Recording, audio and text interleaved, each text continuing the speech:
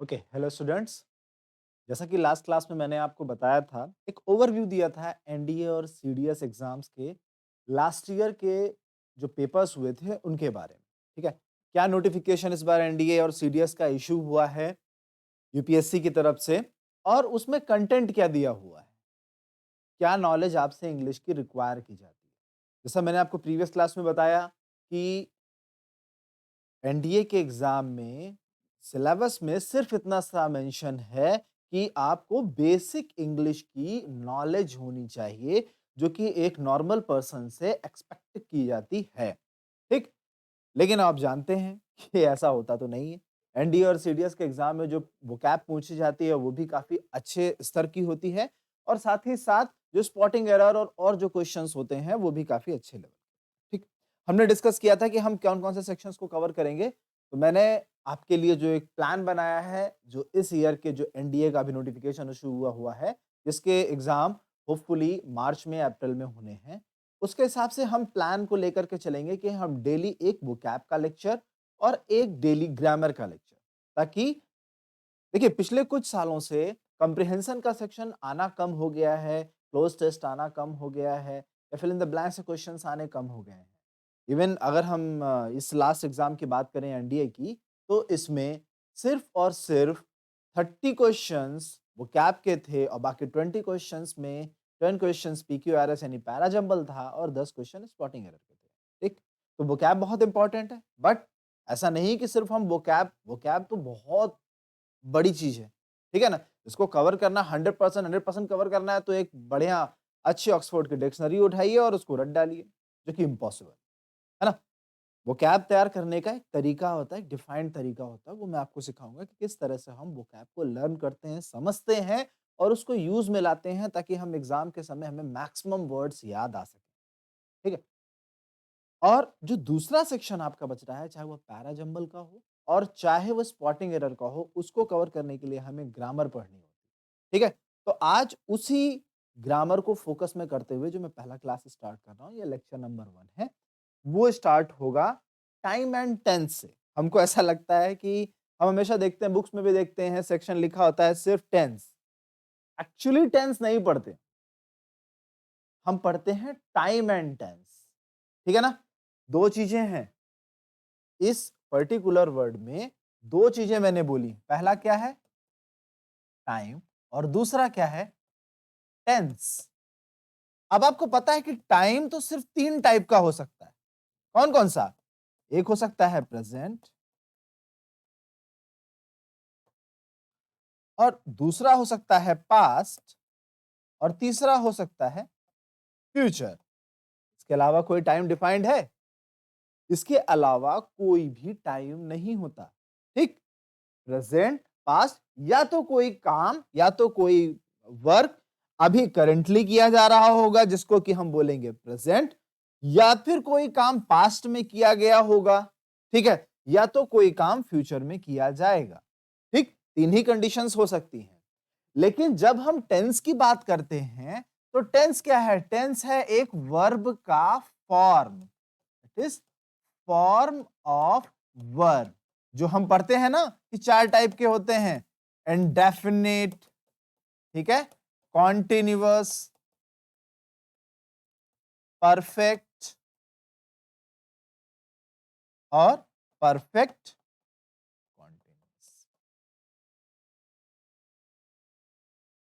देखिए अप्रोच यहां पर, आपने जिससे पहले जो स्कूल कॉलेजेस में पढ़ा होगा, वहां अप्रोच क्या होती थी? वहां अप्रोच होती थी कि आपको इंग्लिश की बेसिक नॉलेज दी जाए, और आपको, अगर आप हिंदी मीडियम के स्टूडेंट रहे हैं, तो आपको ट्रांसलेट करना सिखाया जाता था। जैसे आपको पहचान बताई जाती थी कि अगर इंडेफिनिट सेंटेंस है तो सेंटेंस के अंत में ता है, ती है, ते है शब्द आते हैं। कॉन्टिन्यूअस है तो रहा है, रही है, रहे हैं शब्द आते हैं। लेकिन हमारा अप्रोच कॉम्पिटिटिव एग्जाम में नहीं होता ये। क्यों? क्योंकि कॉम्पिटिटिव एग्जाम में हमें ट्रांसलेट नहीं करना है। ये कोई आपका हाई स्कूल और इंटर का पेपर नहीं है कि आपको, या फिर उसके पहले की किसी क्लास का पेपर कि आपको ट्रांसलेशन पूछा जा रहा है। यहाँ सिर्फ और सिर्फ ग्रामर पढ़ने का उद्देश्य है फिल इन द ब्लैंक्स को सॉल्व करना, पैरा जंबल को सॉल्व करना, और स्पॉटिंग एरर, एरर को फाइंड आउट करना। तो जो हमारा सबसे इंपॉर्टेंट काम है ग्रामर को पढ़ने का, जरूरत जो है वो है स्पॉटिंग एरर, एरर को स्पॉट करने का। तो हम इंडेफिनिट कॉन्टिन्यूअस, परफेक्ट या परफेक्ट कॉन्टिन्यूअस में ये सेंटेंस के जब हिंदी आएगी ही नहीं तो हमें कैसे पता? तो हमें कुछ ऐसी चीजें खोजनी पड़ेंगी एग्जाम के पॉइंट ऑफ व्यू से, जो कि हमें इंग्लिश में ही सेंटेंस की पहचान करना सिखाए। ठीक? चलिए, तो इससे पहले हम समझने की जब कोशिश करेंगे, तो हमारा क्या उद्देश्य है? हमारा उद्देश्य है समझना टाइम एंड टेंस को उसी के लिहाज से, ठीक? टाइम एंड टेंस को उसी लिहाज से, ठीक है? तो टाइम एंड टेंस, अगर हम एक डेफिनेशन की बात करें, अभी तक आपने कभी देखी नहीं होगी कि टाइम और टेंस में टेंस की कोई डेफिनेशन भी होती है, ठीक है? तो एक डेफिनेशन जो कि एक बड़े फेमस राइटर के द्वारा दी गई थी, ठीक है? The form of a verb, what is time and tense? The form of a verb which indicates the time and the state of an action और इवेंट इज कॉल्ड टेंस, ठीक है? कहने का मतलब समझिएगा, बहुत बारीकी से ध्यान दीजिएगा। The form of a verb, कि वर्ब की वो फॉर्म, हम देखते हैं ना, हम कभी-कभी कहते हैं वर्ब की फर्स्ट फॉर्म लगेगी किसी पर्टिकुलर सेंटेंस में, वर्ब की सेकंड फॉर्म लगेगी, वर्ब की थर्ड फॉर्म लगेगी, वर्ब की फर्स्ट फॉर्म में आईएनजी लगेगा, वर्ब की फर्स्ट फॉर्म में एस या ईएस लगेगा। तो ये कैसे हम डिसाइड करते हैं? जब हमें पता चलता है कि वो पर्टिकुलर सेंटेंस किस टेंस में कहा गया है, तो उसी हिसाब से हम उसकी फॉर्म ऑफ वर्ब डिसाइड करते हैं। या अगर हम उल्टा कहें इसी बात को, कि किसी वर्ब की फॉर्म यह इंडिकेट करती है कि टाइम क्या है और उस पर्टिकुलर सेंटेंस में उस वर्ब का स्टेट ऑफ एक्शन क्या है या फिर इवेंट क्या है, ठीक है? जैसे हम एक एग्जांपल ले रहे हैं, राहुल प्लेड गिटार, मीनिंग क्या है? राहुल प्लेड गिटार, राहुल ने गिटार बजाया। अब अगर हम कहें कि इसमें सब्जेक्ट क्या है, इस सेंटेंस में सब्जेक्ट क्या है? सेंटेंस में सब्जेक्ट आप कहेंगे कि राहुल है। अब मैं पूछूं ऑब्जेक्ट क्या है? आप कहेंगे कि गिटार है ना? हमने अब तक यही पढ़ा कि किसी भी सेंटेंस में जो काम करने वाला होता है वो सब्जेक्ट होता है और जिसके ऊपर काम किया जाता है वो होता है हमारा ऑब्जेक्ट, ठीक?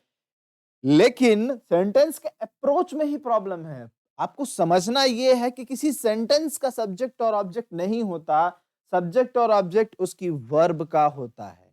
यहीं पर अगर हम प्लेड को प्लेज कर दें या विल प्ले कर दें या हैज प्लेड कर दें, तो सेंटेंस का मीनिंग जो है वो चेंज हो जाएगा, है ना? राम प्लेड गिटार मतलब राम ने गिटार बजाया, ठीक? मतलब एक इंसिडेंट कैसा है? पास्ट का है। राम प्लेस गिटार मतलब राम गिटार बजाता है, अभी बजाता है। राम विल प्ले गिटार मतलब राम गिटार बजाएगा, मतलब कभी बजाएगा, वो बजाएगा, वो देखा जाएगा भविष्य में, ठीक है? चलिए हम कुछ एग्जांपल्स के थ्रू इन चीजों को और डिटेल में समझते हैं, ठीक? इसी फॉर्म ऑफ वर्ब को हम समझ रहे हैं। हमारा अभी उद्देश्य किसी पर्टिकुलर टेंस में जाने का नहीं है, हम पहले ये समझ लें कि फॉर्म ऑफ वर्ब को समझने से हमारे सेंटेंस में क्या चेंज होता है, सिर्फ कुछ वर्ड बदलने से। Ram was playing football, Ram जो है वो फुटबॉल, मैंने जानबूझकर कुछ जगह पर प्ले में पी को कैपिटल्स किया है, इसलिए किया कि आप इंफेसिस समझें। Ram was playing football, Ram football खेल रहा था। तो यहां पर वॉज और प्लेइंग, इन दो वर्ड्स के कारण ये एक कंटिन्यूअस मोशन को दिखा रहा है। बाकी देखिए सब्जेक्ट और ऑब्जेक्ट आपका सेम है, नीचे भी राम प्लेड फुटबॉल, इसमें भी सेम है, बट सिर्फ वॉज प्लेइंग और प्लेड लिखा होने से सेंटेंस के अर्थ में परिवर्तन हो जा रहा है। राम प्लेड फुटबॉल मतलब राम ने फुटबॉल खेला और राम वॉज प्लेइंग फुटबॉल मतलब राम फुटबॉल खेल रहा था, ठीक? ये एक कंटिन्यूअस एक्शन को दिखा रहा है या कंटिन्यूअस स्टेट ऑफ एक्शन को दिखा रहा है, और दूसरा एक इनडेफिनेट स्टेट ऑफ एक्शन को दिखा रहा है, ठीक? राम प्लेज फुटबॉल, ये क्या कह रहा है? राम फुटबॉल खेलता है, ये उसकी एक हैबिट है, ठीक? एक जनरल एक्शन है, एक रिपीटेड एक्शन है, तो राम प्लेज फुटबॉल, ठीक है? Ram has played football with Ramesh, Ram Ramesh के साथ फुटबॉल खेल चुका है, ठीक है? ये एक कंप्लीटेड एक्शन है। हैज प्लेड, हैव प्लेड जहां पर आता है, या हैड प्लेड आता है, या विल हैव प्लेड, या शैल हैव प्लेड आता है, तो वो एक कंप्लीट एक्शन को दिखाता है कि राम रमेश के साथ फुटबॉल खेल चुका है। ठीक। Ram has been playing football since 5 AM। मतलब राम फुटबॉल खेल रहा है सुबह 5 बजे से। ठीक। मतलब मकसद समझ पा रहे होंगे शायद आप लोग। रमेश और फुटबॉल यानी हमारे सब्जेक्ट और हमारा ऑब्जेक्ट दो के दोनों सेम है, एज इट इज है। ठीक। कोई परिवर्तन नहीं हुआ उनमें, लेकिन हेल्पिंग वर्ब और मेन वर्ब में चेंजेस करके हमने देखा कि हम पूरे सेंटेंस के मीनिंग को क्या कर रहे हैं, चेंज कर दे रहे हैं। ठीक। चलिए, तो अभी तक हमने क्या समझा था, अभी कुछ देर पहले चीजों को थोड़ा सा रिपीट करेंगे, समझने की कोशिश करेंगे। एक चीज तो यह समझ लीजिए कि कोई भी सेंटेंस कम से कम सेंटेंस में दो चीजों का होना जरूरी होता है। हम इसको और थोड़ा डिटेल में पार्ट्स ऑफ स्पीच को हम कवर करेंगे तो हम समझेंगे कि सेंटेंस में सिर्फ दो चीजों का, सब्जेक्ट और वर्ब का ही होना जरूरी है, ऑब्जेक्ट का होना जरूरी नहीं। ठीक है। क्यों? क्योंकि एक सेंटेंस में जैसे आई गो, आई स्लीप, आई लाफ। ठीक है। क्योंकि ये डिपेंड करता है वर्ब पे। वर्ब सबसे ज्यादा इंपॉर्टेंट कॉन्सेप्ट है। और वर्ब की डिटेल में हम पार्ट्स ऑफ स्पीच में चलेंगे तो हम समझेंगे वर्ब कई टाइप के हैं। ट्रांजिटिव है, इंट्रांजिटिव है, फिर वे मेन वर्ब है, हेल्पिंग वर्ब है, मॉडल वर्ब है, ऑक्सिलरी वर्ब है, बहुत कुछ है। फाइनाइट है, नॉन फाइनाइट है, तो फिर जिरंड है, इन्फिनिटिव है, पार्टिसिपल है, बेयर इन्फिनिटिव है, प्रेजेंट पार्टिसिपल, पार्ट्स पार्टिसिपल, बहुत कुछ है, काफी कुछ है। क्योंकि वर्ब में आपको हम डिटेल में पढ़ेंगे तो आपको समझना होगा। ठीक है। हमारा मकसद यहाँ पर यह समझना है कि एक सेंटेंस के स्ट्रक्चर से कैसे हमारा काम बनेगा।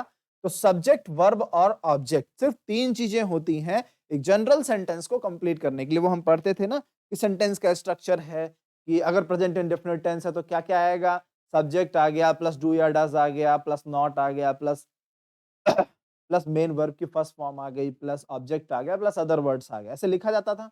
क्यों लिखा जाता था? कि एक सेंटेंस का स्ट्रक्चर छोटी क्लासेस में इसलिए समझाने के लिए ताकि चीजें बच्चों के लिए आसान हो पाए। लेकिन अब आप कॉम्पिटिटिव लेवल पर हो और अब आपसे एक्सपेक्ट नहीं किया जाता कि आपको इस तरह से चीजें समझाई जाएंगी। हम आपको एक बेसिक जनरल समझा रहे हैं कि subject plus verb plus object, ये एक स्ट्रक्चर है। हर सेंटेंस इस स्ट्रक्चर को फॉलो करना चाहिए। ठीक है। तो टाइम तीन टाइप के होंगे, प्रेजेंट, पास्ट और फ्यूचर। ठीक है। तो चाहे वो प्रेजेंट हो तो प्रेजेंट में फिर तीन चार टेंस होंगे, प्रेजेंट इंडेफिनिट, या फिर सिंपल सेंटेंस, या फिर प्रेजेंट कॉन्टिन्यूअस, या फिर प्रोग्रेसिव सेंटेंस, या प्रेजेंट परफेक्ट टेंस और प्रेजेंट परफेक्ट कॉन्टिन्यूअस टेंस। उसी तरीके से पास्ट इंडेफिनिट टेंस या past simple tense, past continuous tense, future perfect tense और फ्यूचर परफेक्ट कॉन्टिन्यूअस, और future indefinite, future continuous, future perfect और फ्यूचर परफेक्ट कॉन्टिन्यूअस। ठीक है। जैसे हम थोड़े से आपको ये मैंने जो सिंपल लिखा है इसका मतलब देखो, कॉन्टिन्यूअस और प्रोग्रेसिव वो अभी समझते जाएंगे हम लोग एक एक करके, उसके बाद हम लोग आगे बढ़ते जाएंगे। ठीक। चलिए हम लोग कुछ समझते हैं, शुरू करते हैं। सबसे पहली शुरुआत हम कर रहे हैं, अगर आप इसका स्क्रीनशॉट लेना चाहें तो आप ले सकते हैं। मैं साइड हो जा रहा हूं।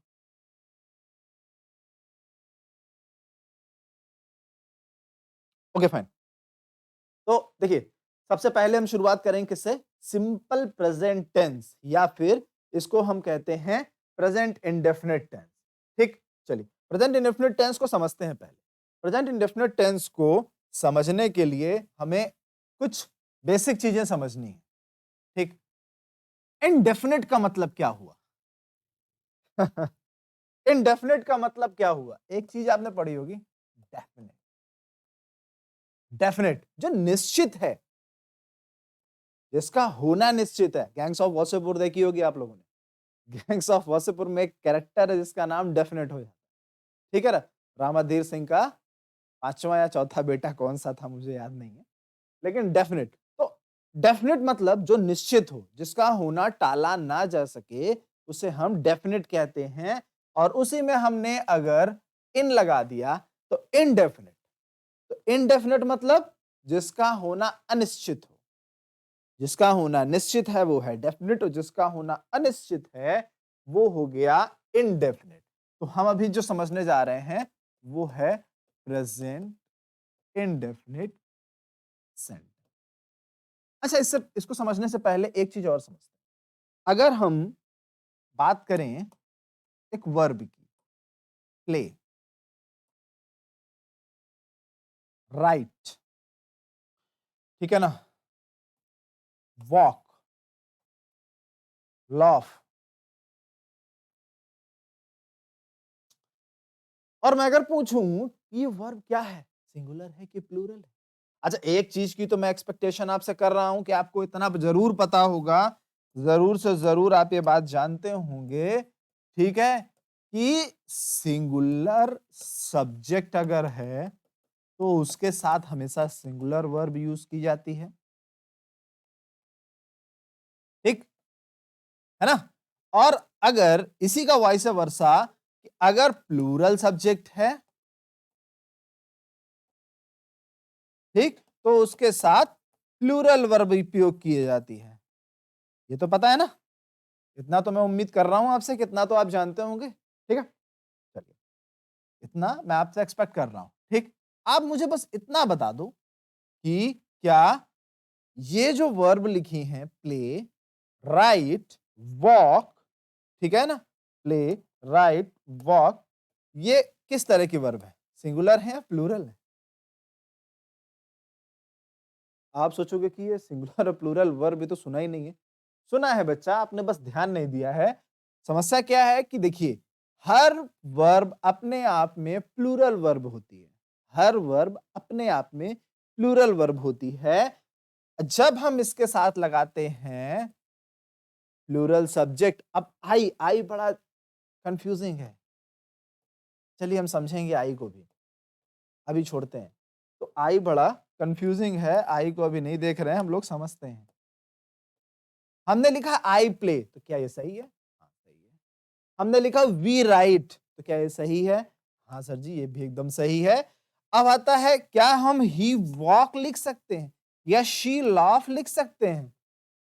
नहीं, यहां पर हमें एस ऐड करना पड़ेगा और यहां पे भी हमें एस ऐड करना पड़ेगा इस सेंटेंस को कंप्लीट करने के लिए। इसका मतलब क्या हुआ कि जो वर्ब होती है, वर्ब का फर्स्ट फॉर्म जो हम कहते हैं या लिखते हैं, वो हमेशा ही प्लूरल होता है, ठीक है, वो हमेशा प्लूरल होता है।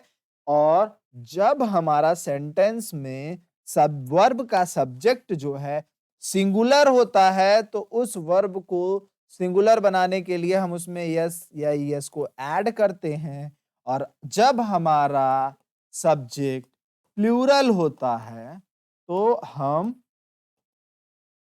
जब हमारा सब्जेक्ट प्लूरल होता है तो हमें उसमें कुछ भी ऐड करने की जरूरत नहीं होती। हम सीधे सीधे वर्ब की फर्स्ट फॉर्म लिखते हैं, किसमें? Present indefinite tense. मेरी बात आप समझ पा रहे हैं? ठीक, देखिए, समझना ज्यादा है, रटना कम है, ऑब्जर्व ज्यादा करना है, एग्जीक्यूट ज्यादा करना है, ठीक। अल्टीमेटली हमारा और आपका उद्देश्य क्या है? हमारा और आपका उद्देश्य है, जो भी कॉम्पिटिटिव एग्जाम में आप इंग्लिश को अप्रोच कर रहे हैं, मेरे पढ़ाने के बाद आप उसके एग्जाम के क्वेश्चंस को अच्छे से समझ पाए। एक बार आपने समझ लिया ना, जैसे आप मैथमेटिक्स करते हो ना, जैसे मैथ करते हो, जैसे फिजिक्स करते हो, जैसे केमिस्ट्री, एक्सेप्शंस बेटा फिजिक्स में भी है, मैथ में नहीं है। मैथ में नहीं है बट फिजिक्स में भी है, केमिस्ट्री में भी है। मैथ में भी आप बहुत डिटेल में जाओगे ना, जब जो बच्चे बीएससी और एमएससी करते हैं बच्चा, कैलकुलस पढ़ते हैं, आप और चीजें पढ़ते हैं, तो उसमें भी जाकर के एक्सेप्शंस आने लगते हैं।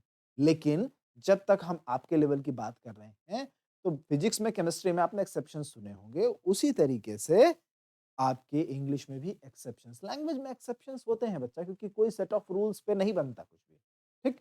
कुछ सेट ऑफ रूल्स बनाए जाते हैं उस भाषा को समझने के लिए, ठीक है। अब इंग्लिश हमारी मदर टंग नहीं है, हिंदी में भी हमें समझने के लिए उसके व्याकरण को बेहतर तरीके से पढ़ना पड़ता है। उसी तरह से इंग्लिश को भी समझने के लिए हमें उसके व्याकरण को, उसके ग्रामर को समझना पड़ेगा, ठीक। और ये रूल्स मैंने नहीं बनाए। ठीक है, चलिए। तो प्लूरल सब्जेक्ट के साथ प्लूरल वर्ब और सिंगुलर सब्जेक्ट के साथ सिंगुलर वर्ब का प्रयोग किया जाता है। ये एक चीज आप हमेशा ध्यान रखिएगा, ठीक है। चलिए और आगे बढ़ते हैं हम लोग, ठीक। अच्छा, आई का कंफ्यूजन समझ लीजिए। आई आई बेटा बहुत कंफ्यूजिंग चीज है। आपको लगेगा कि आई जो है, हम सही बात करें तो वो सिंगुलर है। हाँ, आई सिंगुलर है, लेकिन उसका यूज इंग्लिश में प्लूरल की तरह से होता है आई सिंगुलर, सिर्फ और सिर्फ आई जो है सिंगुलर होता है प्रेजेंट और पास्ट कॉन्टिन्यूअस में।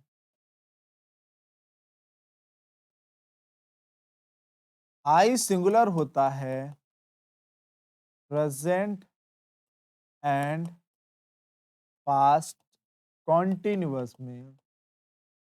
बाकी हर जगह हम उसको प्लूरल सब्जेक्ट की तरह ट्रीट करते हैं। जैसे आप एक एग्जांपल से समझिएगा, I am going to school और I was going to Kanpur. ये दोनों ही चीजें क्या बता रही हैं? ये दोनों ही चीजें बता रही हैं कि आई सिंगुलर है। देखिए आई, जैसे ही वॉज बोलते हैं ना, he was going to Kanpur, she was going to Kanpur. अब अगर हमें यहां लिखना होता दे, तो दे वर हो जाता, दे वर गोइंग टू कानपुर। ठीक, लेकिन अगर इसी को हम दूसरे शब्दों में लिखें कि और क्या हो सकता है, तो अब देखिए,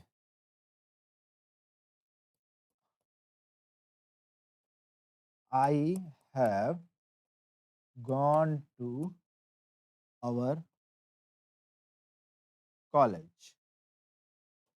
ठीक, क्या मतलब हो गया? आई के साथ हैव यूज हुआ, अगर सिंगुलर होता तो हैज ना यूज होता ना। ठीक, तो आई की सिचुएशन थोड़ी कंफ्यूजिंग होती है। हमको इतना समझ के चलना है कि अगर प्रेजेंट और पास्ट कंटिन्यूअस है, यानी कि सिर्फ एम और वॉज के साथ ही आई को हम सिंगुलर ट्रीट करेंगे और बाकी सभी के साथ हम आई को as a plural subject treat करेंगे। ठीक, आप समझ पा रहे हैं ना मेरी बात? चलिए, अब आपकी ये सिंगुलर सब्जेक्ट सिंगुलर वर्ब वाली प्रॉब्लम खत्म हुई। आई मैंने समझा दिया अब आपको। अब हम आते हैं प्रेजेंट इंडेफिनिट सेंटेंस के बेसिक। प्रेजेंट इंडेफिनिट सेंटेंस किस काम में आता है? तो बच्चा 5 या 6 चीजें हैं, ठीक है, जिसके लिए हम प्रेजेंट इंडेफिनिट का इस्तेमाल करते हैं। ठीक, समझ लेते हैं क्या क्या। ठीक है, प्रेजेंट इंडेफिनिट सेंटेंस, अभी हम स्ट्रक्चर पे नहीं बात कर रहे हैं। अभी हम स्ट्रक्चर बात करते हैं, हेल्पिंग वर्ब पे बात करते हैं, सब पे बात करते हैं। ठीक है, अभी पहला काम हमारा ये है, पहले समझना कि कौन कौन से टाइप के सेंटेंस प्रेजेंट इंडेफिनिट सेंटेंस में बनाए जाते हैं, प्रेजेंट इंडेफिनिट टेंस में लिखे जाते हैं। ठीक, अच्छा मैं बोल रहा हूं बार बार सेंटेंस और लिखा हुआ है यहाँ पर टेंस, आप कंफ्यूज हो रहे होंगे। ठीक है, तो इसको हम इरेज करके हम इसको टेंस कर देते हैं। ठीक, क्या क्या आता है? सबसे पहला, हैबिचुअल एक्शन, ऐसे एक्शन जिसकी हमको आदत होती है, उनको हम क्या बोलते हैं? Habitual action. हम अगर अपने स्लाइड पे जाएं दोबारा से, तो वहां पर सारी चीजें आपको दिखेंगी। ये देखिए, हैबिचुअल या रिपीटेड एक्शन, हैबिचुअल या रिपीटेड एक्शन, ऐसे एक्शन जो हम बार बार करते हैं, जिनको करना हमारी आदत होती है, वो हैबिचुअल या फिर रिपीटेड एक्शन होते हैं। यूनिवर्सल ट्रुथ, एक ऐसा फैक्ट, जैसे बोलते हैं ना सनराइज इन द ईस्ट। ठीक, ऑनेस्टी इज बेस्ट पॉलिसी, ये सब क्या है? ये सब यूनिवर्सल ट्रुथ है। ठीक है, या फिर हिस्टोरिकल फैक्ट है, फिक्स एक्शन इन फ्यूचर है, पोजेशन है, दिस इज माई कार, ये मेरी कार है। ये क्या है? प्रेजेंट इंडेफिनिट सेंटेंस है, तो या प्रेजेंट सिंपल सेंटेंस। मत कहो इंडेफिनिट, तुम्हें कंफ्यूजन होता है, तुम सिंपल कहो। ठीक है, तो पोजेशन क्या है? पोजेशन भी मतलब जब हम कहते हैं this is my pen, this is my board, this is my coaching, ये सब क्या है? ये अभी की बात हो रही है, नहीं दिस इज माई पेन, ये मेरी पेन है, इसका मतलब मैं प्रेजेंट में बात कर रहा हूँ। दिस वॉज माई पेन मैं नहीं बोल रहा हूँ, दिस वॉज माई पेन, ये मेरी पेन थी, तो फिर तो पास्ट की बात हो गई थी, तो प्रेजेंट इंडेफिनिट टेंस में आएगा ही नहीं। ठीक है, इवन ऑथर्स स्टेटमेंट, कभी कोई राइटर को हम कोट करते हैं ना, कि शेक्सपियर ने, Shakespeare once said that what is in the name, Shakespeare ने कहा कि नाम में क्या रखा है। ठीक, तो किसी भी ऑथर के द्वारा कही गई कोई बात या कोई जनरल स्टेटमेंट, या हम लोग किसी फ़िल्म का कोई डायलॉग कोट करते हैं ना जब कभी, तो वो फ़िल्म का डायलॉग भी किस सेंटेंस में होता है? वो प्रेज़ेंट इंडेफ़िनिट टेंस में होता है, ठीक? या टीवी, रेडियो की कमेंट्री आपने मैचेस देखे, आप मैच तो देखते ही होंगे आई होप, ठीक है? तो मैच में आप देखते हैं ना, and now KL Rahul departs. क्या मतलब डिपार्ट्स? वर्ब की फर्स्ट फॉर्म में एस लगाया गया, केएल राहुल सिंगुलर था, इंडिया वॉन द मैच, ठीक? ये तब बोलते हैं जब वो पास्ट की बात होती है, इंडिया विन द मैच, ठीक? बहरहाल, समझने वाली बात यह है कि टीवी, रेडियो कमेंट्री, ऑथर्स का स्टेटमेंट, कोई चीज हमें पोजीशन में बतानी होती है, वो fix action in future, historical facts, universal truth, habitual या रिपीटेड एक्शन आपके किस में होते हैं? आपके प्रेजेंट इंडेफिनिट सेंटेंस में आते हैं। अभी हम इनके एग्जांपल्स देखते हैं, कैसे देखते हैं। कुछ और चीजें समझ लीजिए। कुछ टाइम एक्सप्रेशंस हैं, कुछ टाइम एक्सप्रेशंस मतलब कुछ स्पेशली कुछ वर्ड हैं, अगर वो सेंटेंस में आ गए तो सेंटेंस के जिस हिस्से में आ रहे हैं, ठीक है भाई, सेंटेंस आप पढ़ेंगे अभी कि सेंटेंस भी 3 टाइप के होते हैं, मैं पढ़ाऊंगा आपको, सिंपल, कंपाउंड और कॉम्प्लेक्स। कभी कभी एक ही सेंटेंस में 2 पार्ट होते हैं, जैसे आपने पढ़ा होगा ना, जब पहले आपने टेंस पढ़ा होगा कि मेरे स्टेशन पहुंचने से पहले ट्रेन जा चुकी थी, बिफोर और आफ्टर का यूज करके, तो उसमें क्या होता था, एक ही सेंटेंस के 2 पार्ट होते थे और दोनों हिस्सों को अलग-अलग टेंस में लिखा जाता था, ठीक है? तो सेंटेंस के भी कई पार्ट हो सकते हैं, ठीक है? उनमें अलग-अलग टेंसेस का इस्तेमाल भी हो सकता है, ठीक? लेकिन कुछ चीजें हैं कि टाइम एक्सप्रेशंस जो होंगे वो उसी तरह से इस्तेमाल होंगे, जैसे everyday, every week, seldom, often, occasionally, generally, usually, never, once in a week, hardly, rarely, scarcely, twice in a week, ठीक है, thrice in a week, once in a month, thrice twice in a month, ठीक, regularly, daily, ये सब जो word हैं, ये सब क्या बताते हैं? ये सब भी बताते हैं आपकी हैबिट को, आदत को, ठीक? तो जिन भी सेंटेंस में जिस भी पार्ट में ये वर्ड आ रहे हैं, तो समझ लीजिए, समझ जाइए, क्लियर इंडिकेशन है कि ये सेंटेंस प्रेजेंट इंडेफिनिट टेंस में ही हो सकता है और कोई तरीका नहीं है इस सेंटेंस को लिखने का, ठीक? चलिए हम कुछ एग्जांपल्स देखते हैं, ठीक? हम कुछ एग्जांपल्स देखते हैं और उसको समझने की कोशिश करते हैं, ठीक है? कैसे? Some examples from present indefinite tense. Rahul goes to temple every day. Rahul goes to temple every day. Rahul goes to temple every day. तो Rahul goes to temple everyday, Rahul temple रोज जाता है, एवरीडे मतलब प्रतिदिन, गोज मतलब जाता है, तो Rahul goes to temple, Rahul मंदिर प्रतिदिन जाता है, ठीक? ये क्या है? इसकी आदत है, हैबिचुअल एक्शन है, रिपीटेड एक्शन है, प्लस आप साथ में देख रहे हैं कि एवरीडे लिखा। अगर हम एवरीडे ना भी लगाते यहाँ पर, तो राहुल गोज टू टेम्पल ही सिर्फ हमें बता रहा है कि प्रेजेंट डेफिनिट टेंस है। लेकिन अगर इसी सेंटेंस को हमको गलत करना होता तो हम लिख देते Rahul is going to temple every day. Is going क्या होता है? इज गोइंग का यूज क्या हो जाता? रॉन्ग हो जाता। क्या मत क्यों? क्योंकि हम एवरीडे यूज कर रहे हैं, तो हम उसका इज गोइंग नहीं यूज कर सकते ना, कंटिन्यूअस में नहीं बात को कह सकते। अगर हमें बात को कहना है, हैबिचुअल एक्शन को कहना है, तो हमें उसको प्रेजेंट इंडेफिनिट टेंस में ही कहना होगा। Saurabh does not play hockey twice in a week. Saurabh जो है, कभी भी, उसकी आदत है भाई, कभी भी हफ्ते में 2 बार हॉकी नहीं खेलता। वो सिर्फ 1 बार हॉकी खेलता होगा या 2 से ज्यादा बार खेलता होगा, लेकिन कभी 2 बार नहीं खेलता। ये तय है। तो ये भी क्या है? उसकी एक आदत, ठीक? अब इसी के सेंटेंस को आपको एक और चीज समझनी होगी, अभी हम उसको स्ट्रक्चर में भी समझते हैं कि जब हमें इन सेंटेंसेस को निगेटिव या इंट्रोगेटिव बनाना होता है प्रेजेंट इंडेफिनिट में, तो हम डू और डज का प्रयोग करते हैं। कैसे? Does he wash the utensils daily? क्या वो रोज बर्तन धुलता है? यूटेंसिल्स मतलब बर्तन, घर के बर्तन जो घरों में इस्तेमाल होते हैं, ठीक, रोजमर्रा के बर्तन, उनको हम यूटेंसिल्स बोलते हैं, ठीक है? तो does he wash the utensils daily? क्या वो बर्तन रोज धुलता है? When does he take coffee? वो चाय कब पीता है? ठीक है? Coffee, when does he take tea? वो चाय कब पीता है? ठीक? Do you not drink coffee? क्या तुम चाय नहीं पीते हो? ठीक है? तो समझ में आया हमें 2 चीजें इन सेंटेंसेस को, एग्जांपल्स को देखकर कुछ चीजें समझ में आई। पहला, तो जो हमने पहले चीज़ समझाई थी एग्ज़ाम्पल्स में, वो इससे पहले कि हैबिचुअल एक्शन होगा, ठीक? या हमें पता होगा कि रिपीटेड एक्शन है, तो हम किसका इस्तेमाल करेंगे? प्रेज़ेंट इंडेफ़िनिट टेंस का। और अगर उसी के हमें इंट्रोगेटिव सेंटेंस बनाने हैं, तो हम हेल्पिंग वर्ब डज़ और डू का प्रयोग करते हैं। कैसे करते हैं, वो हम लोग थोड़ा-सा समझते हैं। कैसे करते हैं, वो हम थोड़ा-सा समझते हैं। एक ही सेंटेंस को हम लोग 3-4 बार लिख करके समझेंगे, ठीक? जैसे हमने लिखा राम गोज़ टू स्कूल, ठीक? राम स्कूल जाता है, ठीक? एवरीडे वगैरह नहीं, वो तो अब समझ में आ गया होगा आई होप, ठीक है? उस सेंटेंस को हम लंबा अभी करेंगे एग्जांपल्स में, बट अभी हम बेसिक समझें। तो Ram goes to school, Ram school जाता है। इसी सेंटेंस को अगर हमें नेगेटिव में कन्वर्ट करना हुआ तो राम सिंगुलर है, तो सिंगुलर के साथ क्या लगता है? डज़ लगता है।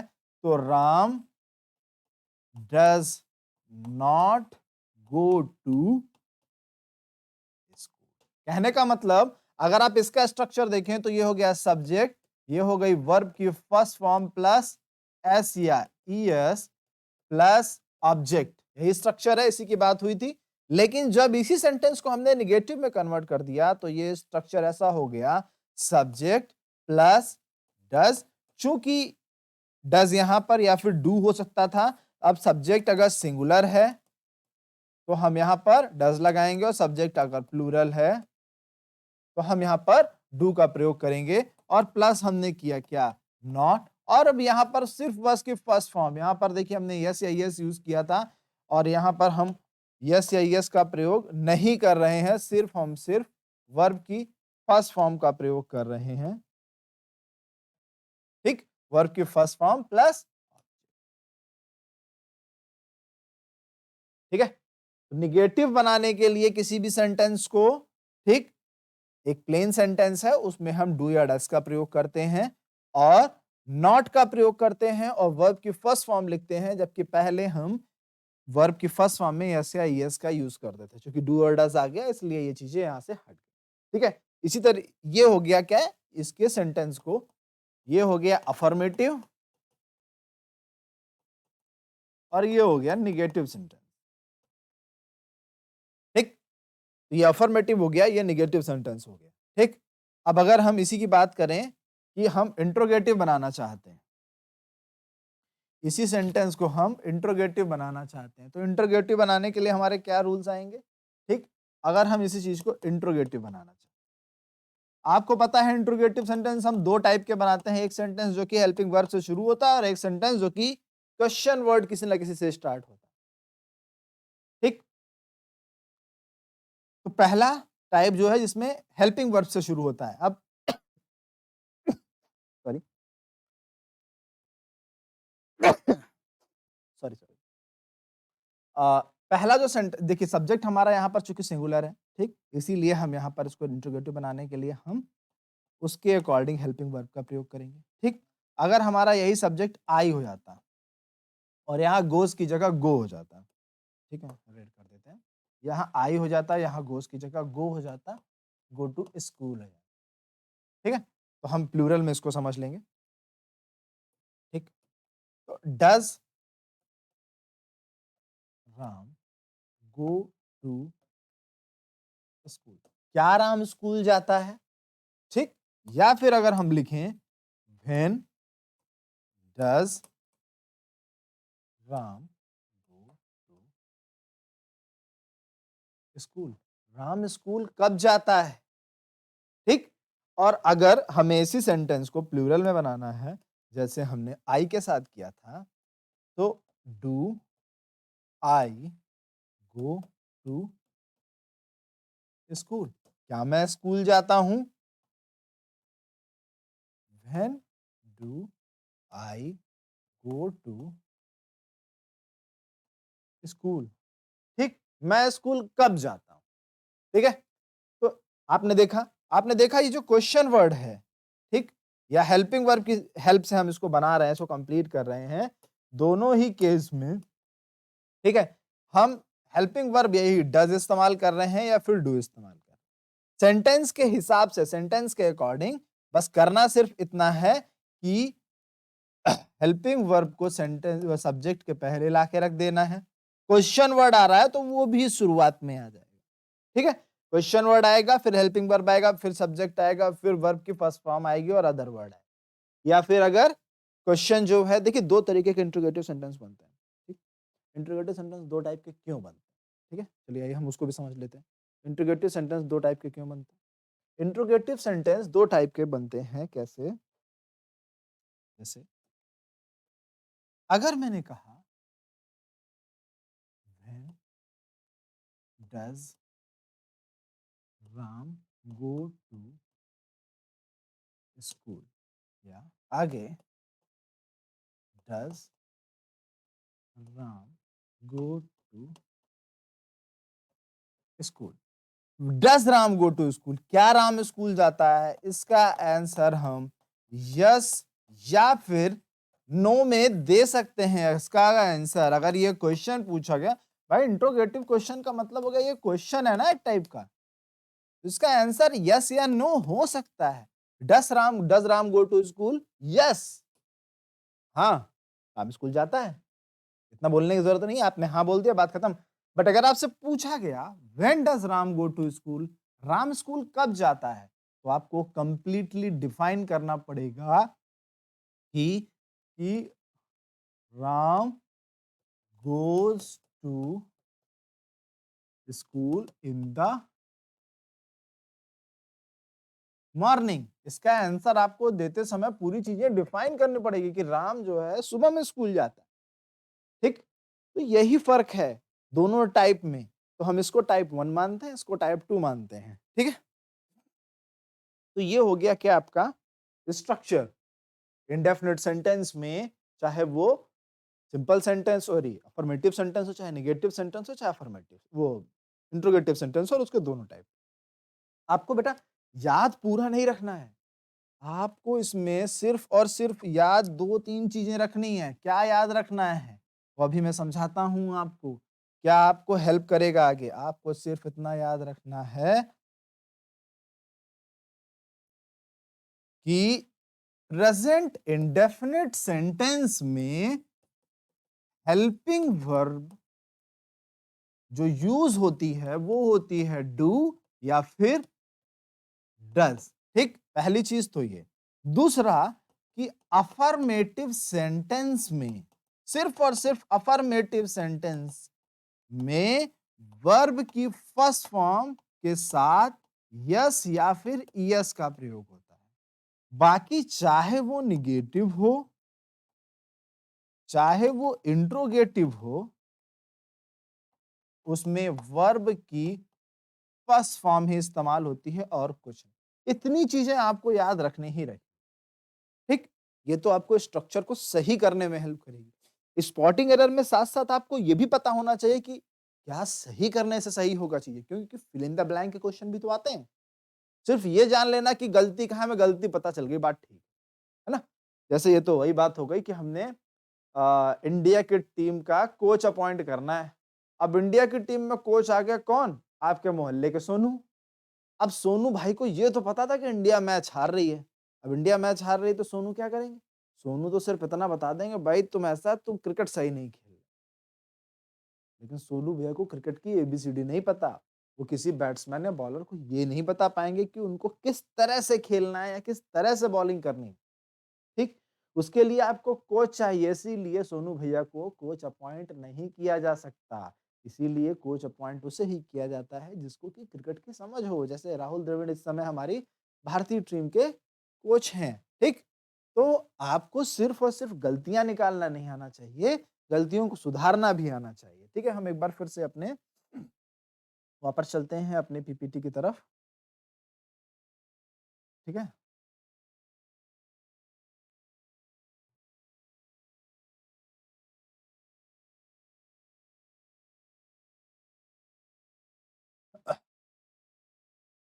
ठीक है, हमने इतनी चीजें देख ली थी, ठीक। ये सारे स्ट्रक्चर्स भी देखे हमने, ठीक है।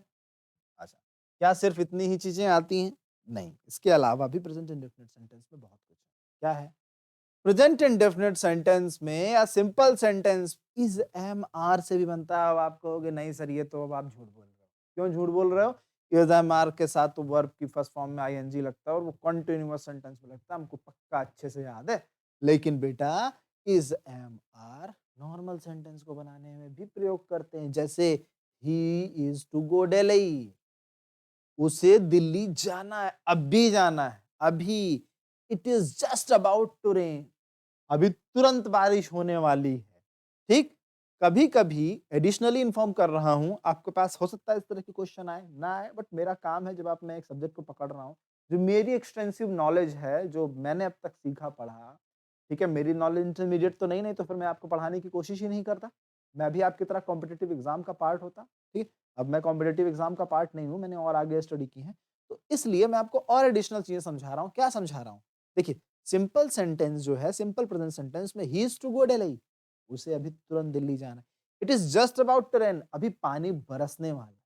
ये भी सेंटेंस क्या है? ये क्या बता रहा है? समय तो वर्तमान ही बता रहा है ना, वर्तमान साधारण वाक्य हैं ये सब। It is just about rain, there is a car in the park, वहां पार्क में दूर एक कार खड़ी है। क्या है? प्रेजेंट में। पास्ट में तो नहीं कहा ना तुमने। क्या तुमने इसमें आईएनजी रहा है लगाया? तुमने ऐसा तो नहीं कहा ना कि वहां पार्क में कार खड़ी रही है, तो नहीं कहते। वहां पार्क में कार खड़ी है। या फिर there lives a saint in the forest, वहां जंगल में एक संत रहते हैं। ठीक है, तो इसका क्या मतलब हो गया?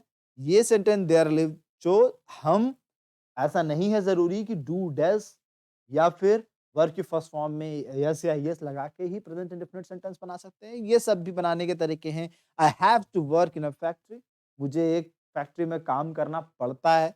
अब have to, has to, had to, इनका यूज मैं समझाऊंगा आपको आगे। आई हैव अ पेन, मेरे पास एक पेन है। तो मैंने बताया था ना, याद करिए, आपको पोजेशन शो करने के लिए भी हम किसका यूज करते हैं?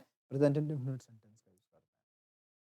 ठीक है, तो I have a pen, I have a car, I have a coaching, क्या है? आई हैव अ बोर्ड, सब क्या है? प्रेजेंट इंडेफिनिट सेंटेंस के एग्जाम्पल ही है। ठीक है,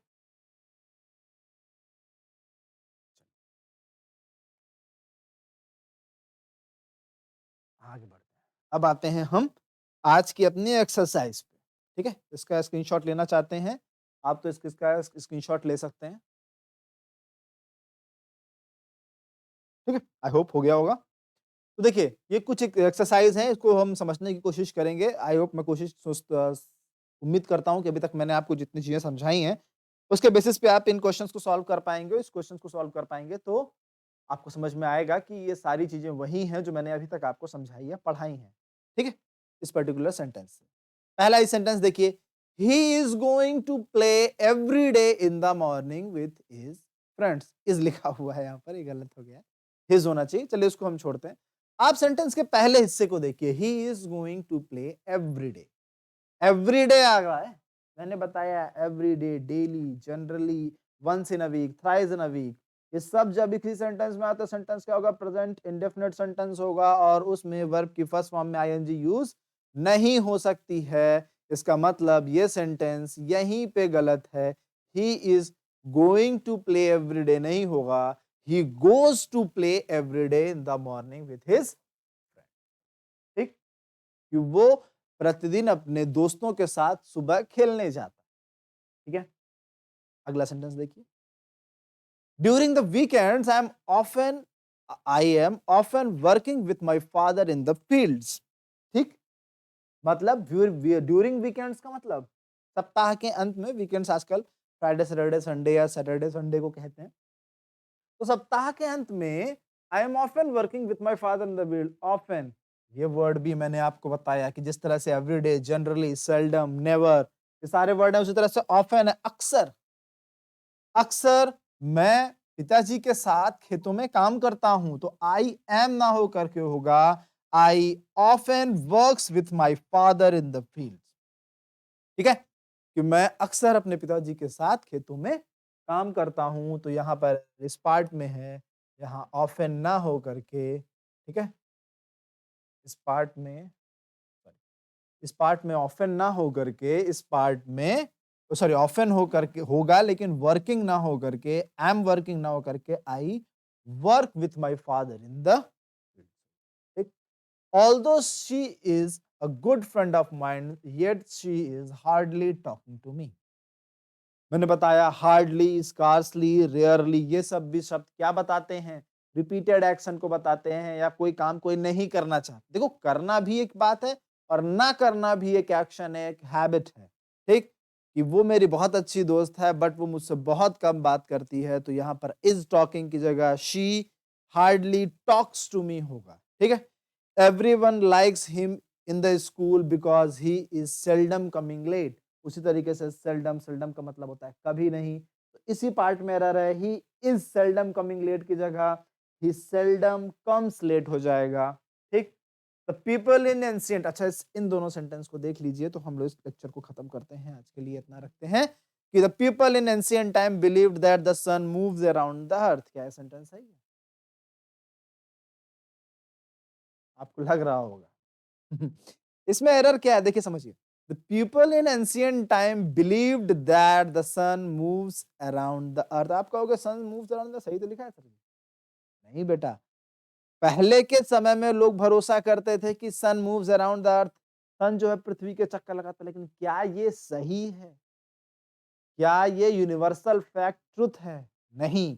तो देखो जब सेंटेंस में यूनिवर्सल फैक्ट है और वो सही नहीं है, रॉन्ग है, तो पीपल एंशिएंट टाइम बिलीव, पहला पार्ट पास्ट टेंस में है तो दूसरा पास्ट भी पास्ट टेंस में होगा और यहाँ पर मूव्स की जगह क्या हो जाएगा? मूव्ड हो जाएगा। सन मूव्ड अराउंड द अर्थ होगा। ठीक है यहाँ पर। ठीक, द स्कूल विल रीओपन इन जुलाई, एक फिक्स्ड एक्शन इन फ्यूचर की बात होती है कि कोई एक्शन जो है उसको अगर फ्यूचर में होना है तो उसको हम चाहें तो टाइम स्कूल विल, ये सेंटेंस पूरी तरह से सही है। The time the school will reopen in July, school जो है जुलाई में खुलेगा। और अगर इसी सेंटेंस को हम कहेंगे द स्कूल रीओपन्स इन जुलाई, तो भी ये सेंटेंस सही होगा। क्यों? क्योंकि जो फिक्स एक्शन होते हैं फ्यूचर के, उनको हम चाहें तो प्रेजेंट इंडेफिनिट सेंटेंस में भी लिख सकते हैं। जो डेफिनेट एक्शंस होता है जिनका टलना इम्पॉसिबल है, जैसे कि आज शाम को मैच होगा, आज शाम को चीफ मिनिस्टर प्रेस कॉन्फ्रेंस करेंगे, तो ये सब कैसे एक्शन है? ये एक्शन एकदम डिफाइंड एक्शन है। उन एक्शंस को हम फ्यूचर में तो लिख सकते हैं विल और शैल की हेल्प से, और साथ साथ ही साथ प्रेजेंट सेंटेंस में भी लिख सकते हैं। ठीक, तो let's learn English with ease by Shubham Singh. मेरा नाम है शुभम सिंह और मैं आपको एनडीए, सीडीएस और किसी भी कॉम्पिटिटिव एग्जाम के लिए आप रेफर कर सकते हैं। आपकी ग्रामेटिकल नॉलेज और वोकैब के लिए तैयारी करवाऊंगा। ठीक है, तो थैंक्स फॉर द डे।